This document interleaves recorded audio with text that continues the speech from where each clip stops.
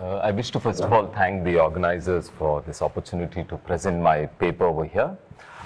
As you can see in my title, I talk about empire and law, and it might seem that I'm actually dealing with secular aspects of urbanity rather than religion.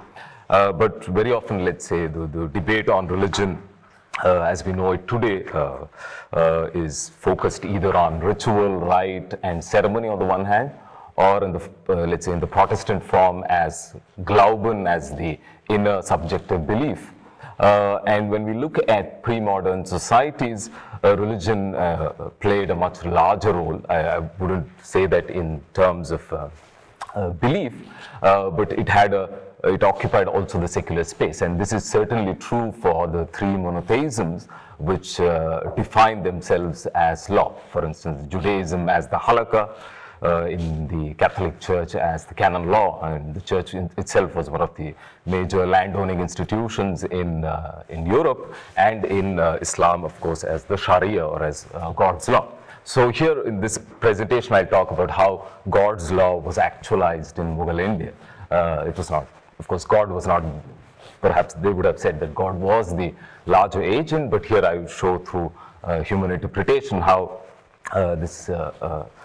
the Sharia is applied in a context of a region which had Muslim and non-Muslim populations, and the non-Muslims were actually larger in numbers. And the Mughal Empire, like the Ottoman Empire in the Middle East, North Africa, and the Balkans, as well as the Central Asian Khanates, was administered through what is known as Hanafi law.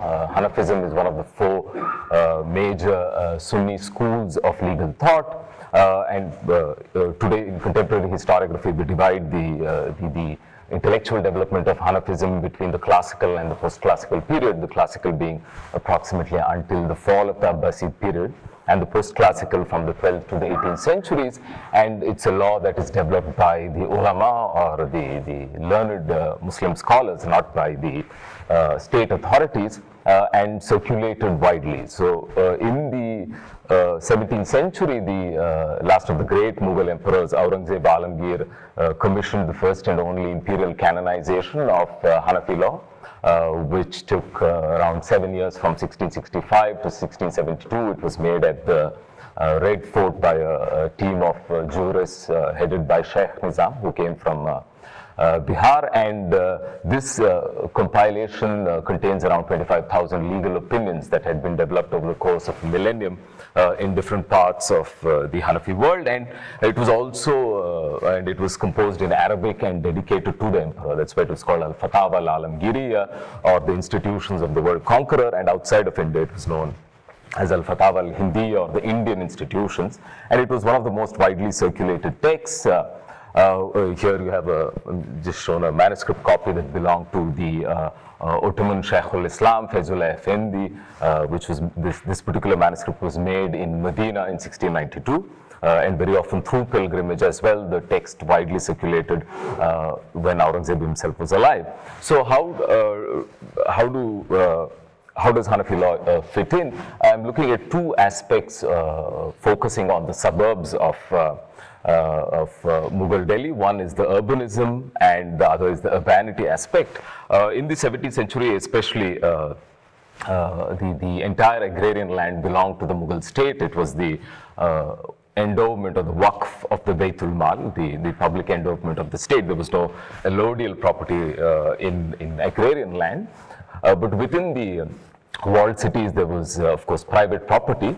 But what is while the major cities have been studied as centers of royal courts, of the bustling economic activity, very often the suburbs, which were called Pura or Purejat in Persian, have been less studied. And the suburbs were especially developed in the 17th century through the granting of imperial privileges to the umara, or the high imperial officials, the military officers, who would have the privilege to settle these suburbs. Now, the suburbs had a distinct legal status. The land as such was owned by the state. So the ownership remained with the state, and it was only the possession that was transferred to the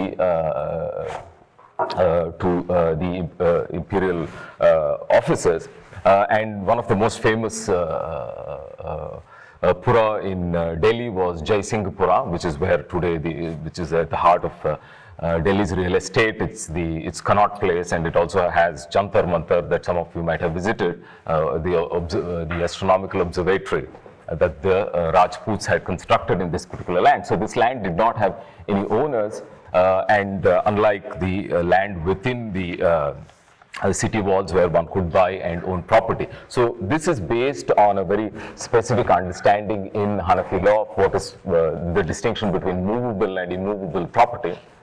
It's only the land in the sense of what is called akar, or the land in its substance is considered immovable, because you can remove as much earth from any piece of land, you'd still have land. I mean, you can't actually make it disappear, and that is the only thing, let's say, that has been fixed by God, whereas any building is considered as a movable property. Technically, you can, let's say, shift this castle elsewhere to Weimar if one wants. And which is something that the Mughals also did sometimes.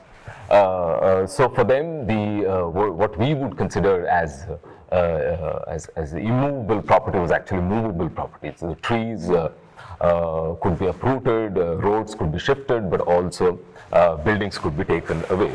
So I take, so this particular, these kinds of Purejat also were centers where the elite gave various kinds of grants, but also rented houses to merchants and weavers and artisanal communities. And in Jai Singh Pura, I take one particular case of that appeared in 1681.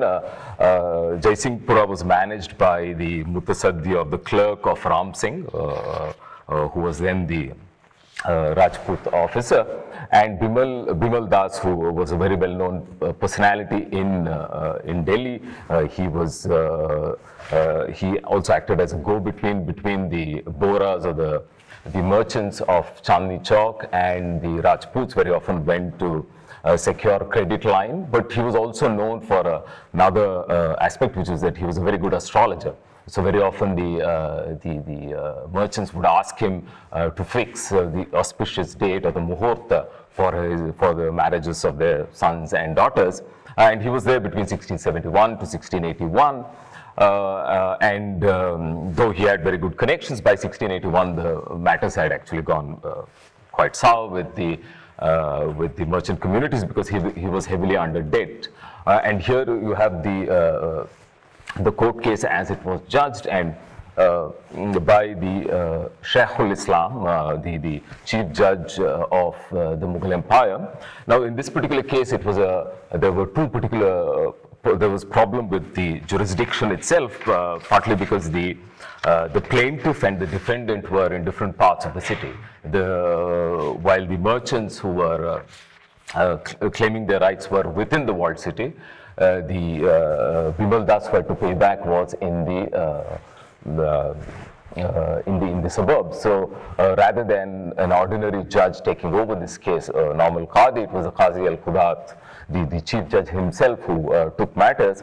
And all of this started first with the panchayat, or the caste council of the Bania community, protesting in front of the house of Bimal Das, and this created a lot of chaos and commotion in the region, and the police had to come and discipline. And this is a form of protest that happens even today in South Asia. One can see that it's a way in which, let's say, creditors gather in front of the house of the person who is indebted. It's a way of kind of questioning his honor and privilege, and shaming him in a way. And finally, the matter was taken to the court. Actually, the police forced everyone to go to court, and here is the decision, not the decision that was sent. And I examine, how this particular decision is made.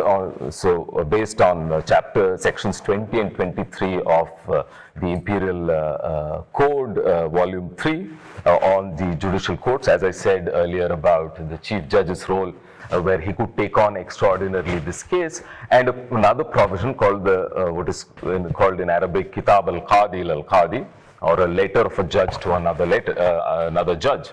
One of the demands of these creditors was that the judge order the requisition of Bimal Das's house and pay back the debt. So actually sell that house and reimburse them. But this poses a problem in Hanafi law, partly because the house is considered to be a space where other members also live, especially the extended family of Bimal Das, and hence the Chief Judge considered a different direction, where he writes to the judge of the city in which the household lies, and here he transfers the case so from Delhi to Amer, where Bimal Das's employer's official household lies, because Bimal Das used to get his salary from within the benefices of the Jagir that were given to the Rajputs, and hence it was reimbursed. So this particular, the order here is a copy that was given to the Rajput Chancery by the local judge, Qazi Mah, and the entire process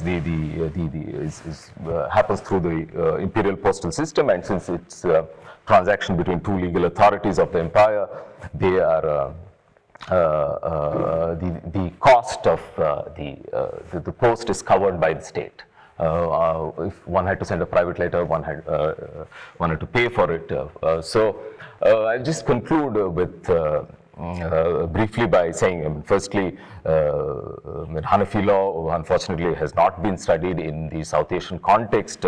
There's been more emphasis, let's say, on Sufism, and very often the Sharia is kind of negatively portrayed, but in reality the law as it was understood, as it was constructed, practiced in pre-modern Islam, was not only intricately related to statecraft, but it was not only the religious law of the Muslims as we would understand it today, it was also the secular law of Muslims and non-Muslims who lived in the Muslim state.